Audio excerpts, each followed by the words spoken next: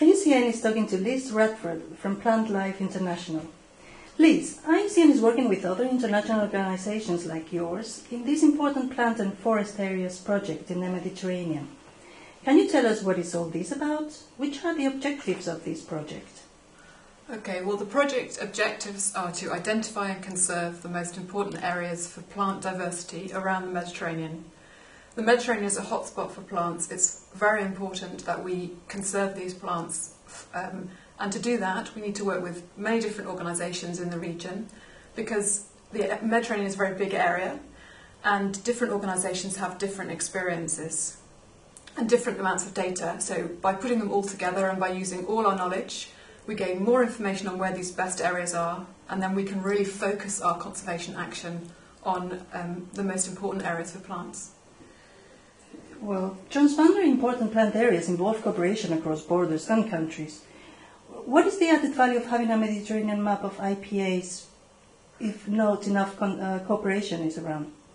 Well, I think when we've got the map of important plant areas, we'll know if there are good areas for plants that stretch across the borders. So first of all, we'll know where the plants are that are important to save, and then we can make sure that because plants don't recognise borders, so it's quite important that even if there is a border there, people work together to conserve the plants, because if they're being conserved on one side of the border and not the other, it's not so effective. And actually it's also a good way of bringing people together who may not normally work together, because plant resources are used by people and they're very important to people in all aspects of life, from fuel, from medicinal plants, for example, for grazing pasture for livestock.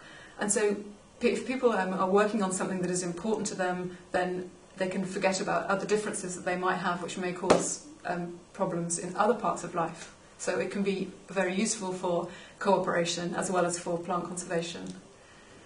And finally, 2010 has been declared the International Year of Biodiversity. If you could send a message to the world, what would you say? I would say biodiversity is fundamental to life.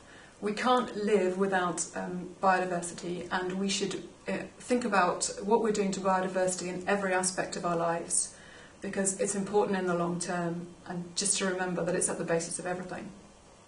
Many thanks.